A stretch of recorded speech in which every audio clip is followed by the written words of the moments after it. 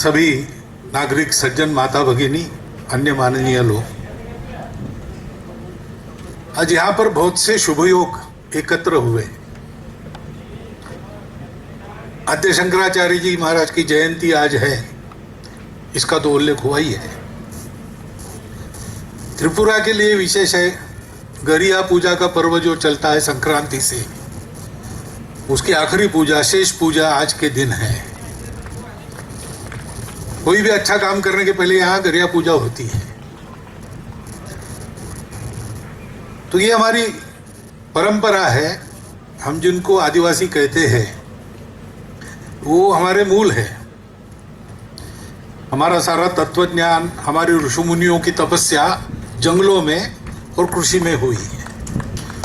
उसी में से हमारे सारे विचार निकले, क्योंकि जीवन का प्रत्यक्ष अनुभव और प्रकृति का प्रत्यक्ष सान्निध्य, तो ऐसा कहते हैं लाख लाख पीढ़ियां लगी जब हमने यह संस्कृति उपजाई।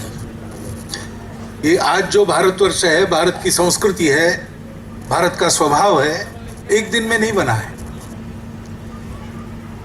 उन इतिहास पूर्व काल के प्राचीन दिनों में जो अनुभव हमारे पूर्वजों ने लिया, पहले बाहरी जगत का लिया, बाद में उनको ध्यान में आया कि केवल बाहरी जगत का जानना पर्याप्त नहीं है, इसलिए अंतर जगत का उन्होंने अन्वेषण किया। कितने शतक लगे होंगे इस प्रक्रिया को पता नहीं, लेकिन उसमें से जो बात प्राप्त हुई उसको इस देश में बिल्कुल आखिरी व्यक्ति तक, जंगल में बनी झोपड़ी में रहने वाले छोटे बालक से लेकर बुढ़िया तक, सब तक पहुंचाया गया। ज्ञान कहने के बाद भाषण देना, प्रवचन देना यही नहीं होता है। ज्ञान का मतलब बोध है, जानना है।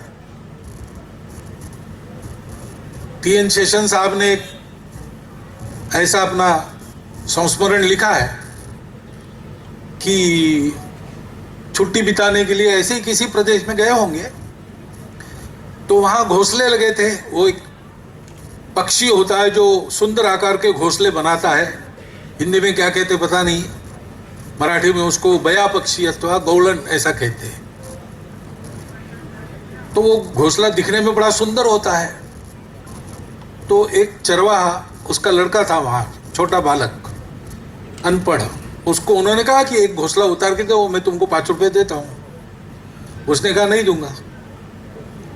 क्यों नहीं देंगे? 10 रुपए लो। बोले नहीं, मैं ये नहीं करूंगा और आपको भी करने नहीं दूंगा। बोले क्यों? बोले आप यहाँ के हैं नहीं? बोले नहीं, यहाँ का नहीं हूं, छुट्टी पर आए हैं। हाँ, तो घर में लोग होंगे आपके? हाँ, वो आपकी राह देखते होंगे। तो बोले हाँ, राह देखते होंगे। आप वापस नहीं गए तो क्या होगा? इन घोंसलों में वो बच्चे हैं पक्षी के, और पक्षी गया है घूमने। वो आएगा और उसको घोंसला नहीं मिला तो उसको क्या लगेगा? ये सोच के मैं इन घोंसलों को हाथ नहीं लगाता और आपको भी नहीं लगा दूंगा। तो शेषन साहब ने कहा कि पहली बार मुझे फर्स्ट क्लास ऑफिसर होने का थोड़ी सी लज्जा लगी। ये ज्ञान, जो बोध है, उसमें और पांडित्य में ये फर्क है। तो हमारे यहाँ भारत में सर्वत्र पंडित लोग ऐसा नहीं है, विद्वान लोग हैं ऐसा नहीं है, परंतु जानकार लोग सर्वत्र हैं। अशिक्षितों में भी है, छोटे बच्चों में भी है। इतना ये हमारा ज्ञान गांव-गांव तक पहुंचाया गया पूर्वजों के द्वारा। कितने साल परिश्रम किया होगा। इतना बड़ा परिश्रम होने के बाद ये संस्कृति, ये धर्म, ये अध्यात्म, आज हम लोग उसका लाभ ले रहे हैं। और वो ज्ञान ऐसा है कि उसकी सारी दुनिया को आवश्यकता है, क्योंकि अब 2000 साल दुनिया बहुत प्रयोग करती रही। पहले सब कुछ राजा को दे दिया, मैं दुनिया कहता हूं तो भारत छोड़ के बाकी दुनिया के बारे में बोल रहा हूं। तो राजा होने से ठीक होगा ऐसा उनको लगा, लेकिन बाद में राजा ही प्रजा को लूटने लगा। तो फिर उन्होंने कहा कि राजाओं का राजा भगवान है, उसकी मानेगा वही राजा ठीक है, जो नहीं मानेगा वो नहीं ठीक है। और इसलिए फिर भगवान की भक्ति के आधार पर तरह तरह के रिलीजन, उनके आधार पर जीवन, ऐसा प्रयोग चला। लेकिन जीवन में शांति पैदा करने के लिए चले और खून की नदियां बहाई, ऐसा हो गया। बाद में कहा कि ये भगवान वगैरह क्या है, हम विज्ञान वाले हैं, भगवान को तब मानेंगे जब लेबोरेटरी में हमारे टेस्ट ट्यूब में भगवान आएगा तब, नहीं तो नहीं मानेंगे। फिर विज्ञान का एक दौर चला, खूब सुख सुविधा उत्पन्न हो गई, लेकिन संतोष नहीं है। अभी भी दुख है, परिवार टूट रहे हैं, अपराध बढ़ रहे हैं, युद्ध शुरू हो जाते तो थमते ही नहीं, और युद्ध शुरू होना बंद कभी होता नहीं। जितना विकास हो रहा है उतना पर्यावरण ध्वस्त हो रहा है।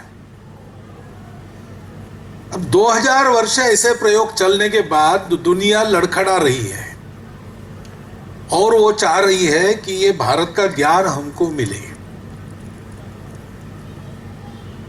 भारत का ये कर्तव्य बनता है, क्योंकि भारत के जीवन का प्रयोजन वो है। भारत दुनिया में क्यों है? मोहम्मद इकबाल ने कहा, यूनान मिस्र रोमा सब मिट गए जहां से, कुछ बात है कि हस्ती मिटती नहीं हमारी। वो हस्ती क्या है? वो यही बोध है, और केवल बोध नहीं, उसका आचरण है। हमारा धर्म है, हमारी संस्कृति है। उसको स्थापन करने का श्रेय किसी एक को नहीं जाता। वो जीवन के सामूहिक अनुभव की तपस्या हम सब लोगों ने मिलकर की, हजारों वर्ष तक की होगी, और उसको एक एक घटक तक पहुंचाया। उस तपस्या का वो परिणाम है। इसलिए वो किसी का स्थापन किया हुआ नहीं है, और पता नहीं कब शुरू हुआ और चलते आ रहा है, इसलिए सनातन है। वो सनातन धर्म ऐसे समयों पर दुनिया को देते रहना, ये भारत के जीवन का प्रयोजन है। और वो प्रयोजन आज फिर से उपस्थित हुआ है। हम दुनिया को देख रहे हैं, सब कुछ होने के बाद भी दुनिया कैसे बनाई जा रही है, बना रहे हैं लोग, जानकर भी कि इससे नुकसान होगा। अपने विकारों से बंधे, अपने स्वार्थों से बंधे, अपने कट्टरपन से बंधे, और इसलिए वो ऐसे कृत्य करते हैं। अब उनको रास्ता कौन दिखाएगा? जिनके पास बोध है वही दिखाएंगे। नहीं, हमको दिखाना है, हमारा कर्तव्य भी बनता है। और इसलिए मंदिर बना तो वो केवल एक पूजा पाती से संबंधित बात नहीं है। इसका हमको विचार करना चाहिए और समाज को भी प्रबुद्ध बनाना चाहिए। पहले मंदिर हमारे जीवन के केंद्र होते थे। मंदिरों के आधार से हमारी पाठशालाएं चलती थी। मंदिरों को केंद्र बनाकर हमारा समाज जीवन चलता था। मंदिरों का केंद्र था, उससे हमारा आर्थिक व्यवहार भी बनता था। समाज जीवन का केंद्र मंदिर था। उसमें समाज को क्या क्या प्राप्त होता था?